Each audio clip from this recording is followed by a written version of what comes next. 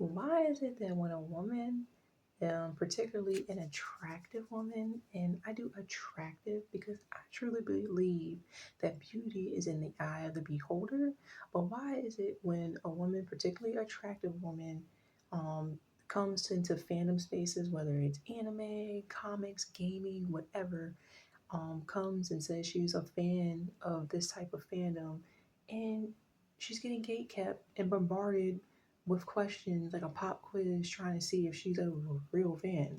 Why is that? Okay, so hey guys, Kendra here, aka Nerdy Millennial. Welcome to my channel.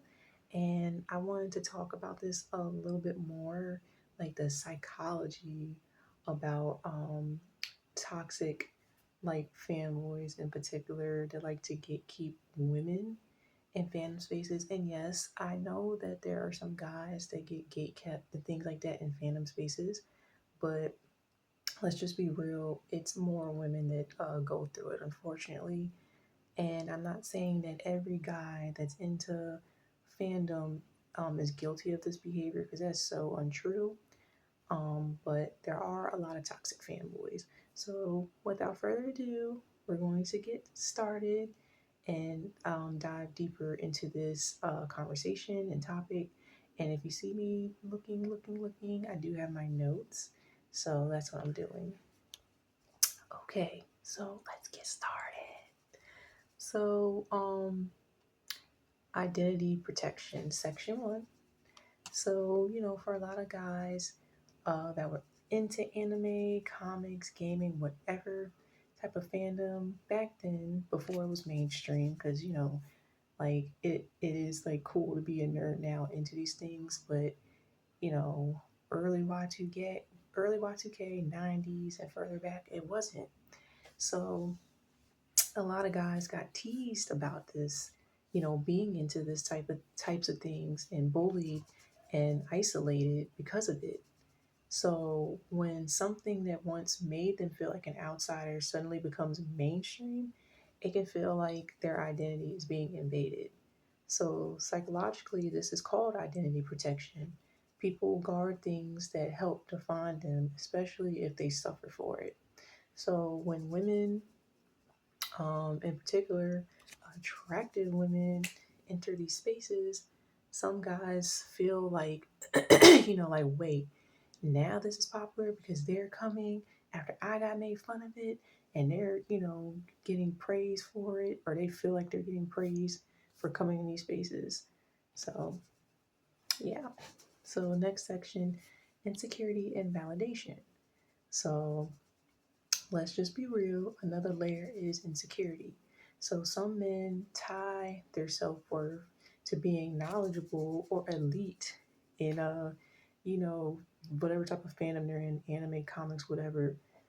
Oh, excuse me. So when a woman comes in and enjoys it casually, like they could be a casual fan or they could be a hardcore fan. But to them, they feel threatened. They feel like their superiority is threatened because of it. So that's where that whole prove it, prove you're a real fan energy comes from. And it's not actually about like the fandom, whether they're in the anime, gaming, whatever. It's about validation because if anyone can be a fan, then what makes them special? That's how they feel. And it's back to that section two, insecurity and validation, because I had asked that question before. Um, it's interesting because a lot of guys that are guilty of that behavior, they're single, a lot of them, and they say that they want a girl that's into nerdy things, but it's like, but then you gatekeep them, quiz them, say that they're not a real fan. So I don't understand. Like you're, you know, driving the women away from fandoms. Like there's like a lot of women that I know that left like the cosplay community, anime community, gaming community because of this type of behavior. So it's just like it's interesting. Like they say that they want a nerdy girl, but then when there's nerdy girls in the spaces, like fandom spaces, they want to gatekeep them and all that. And like I said, that prove it energy. Okay. So the next section is stereotypes about women, section three. So there's also long-standing stereotypes at play. Um, Fake fans, only here for attention, only like the mainstream shows.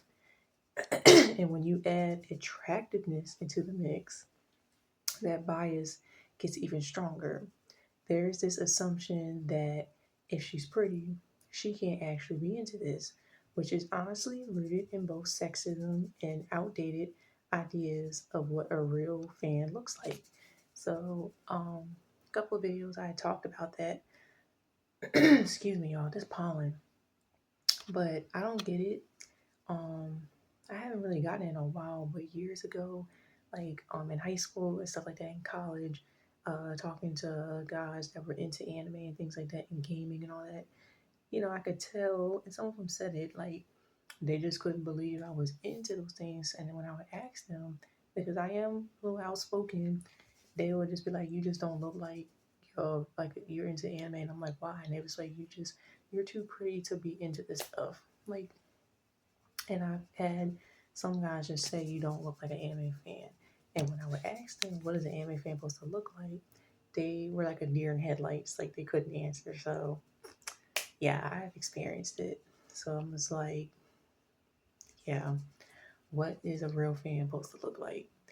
Um, Now, section 4 is control and exclusivity. Exclusivity. Tongue twister. Okay, so gatekeeping is also about control. So when people feel like they don't have control in other areas of their life, they sometimes try to control spaces that they feel like they have ownership over. So they create rules like, you know, in order to be an anime fan, you have to watch subs, not dub. You have to, only watch underrated anime, and you can't just like mainstream shows. So they'll do things like that, and it's interesting. Um, my sister and I years ago, um, I was in my late teens. She was in her early 20s. We had went to an anime club. This was back in the MySpace days, and there was a guy that advertised he had an anime club, and he was just like, "Yeah, you should come out. We have it like the first month of every Saturday, something like that." So my sister and I went, and mind you, he was the leader. He was late, to the to his club. But anyways, I'm not gonna make the story super long. So, anyways, we find a room that the club is being held, and then one of the members is sitting in front of the door. And I don't know if he was like the vice president or what, but he's just sitting there with like this stank look on his face. So we're just like, "Hi, we're here for the," and then he cuts us off, like very sarcastic, "the anime club." I'm like, "Yes." So I'm hoping that he would just be like, the leader is late, y'all can sit, come in or whatever the case may be. But he just was just like, "Well, he's not here yet." And you could just feel like the energy coming from him, like he did not want us there, like trying to control the narrative, like leave. And we did, because I was uncomfortable, my sister was too, and I could just tell if we stayed, it probably wouldn't have been good, because I probably would have told him off. So I was like, I gave my sister that look, she gave me that look, and we just left. But I sensed that that guy, I don't know what he had going on in his life. Some people you can read, just, but maybe that club is like the only outlet that he had, and maybe like his personal life, he might have had some things going on that he wasn't happy about. Um, I don't know, but I just felt like, he felt like if our presence with us being there, like when the club did start, I guess he felt like he wouldn't have had any control.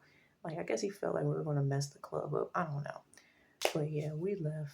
It was okay, and he just screamed that energy, trying to quiz and all sort of stuff.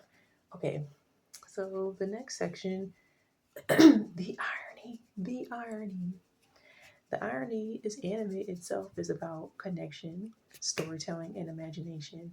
And I believe that's why most people fall in love with anime, because I was a little girl and I got into anime in the 90s, and what captivated me was the storytelling, the imagination, like the creators, their imaginations were amazing. Like it's like anime, there's so many different genres of anime, and it's like the storytelling, for a lot of them, it's just like wow, and just the character designs and all that.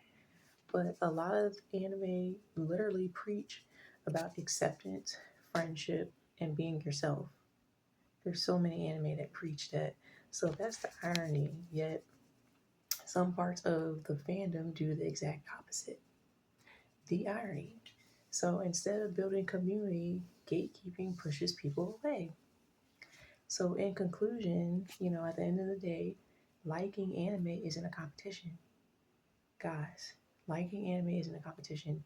Anime is something that you should enjoy, and you don't need to earn your place into fandom, whatever type of fandom you're in. Whether you watch 3 shows or 300 shows, you belong. Whether you've been cosplaying for over 10 years or you just started cosplaying for a year or 3 months, you belong. Um, and honestly, the more diverse fandom becomes, the better it gets. And yeah, that's what I just have to say about that. So, let me know in the comments if you ever experienced gatekeeping in anime or whatever fandom that you're into, or you know anyone that has. And yeah, keep the comments respectful. And don't forget to, like and subscribe if you want to. I want my channel to be a safe space for nerds to connect and just spread positivity, like good vibes only. So until next time, bye.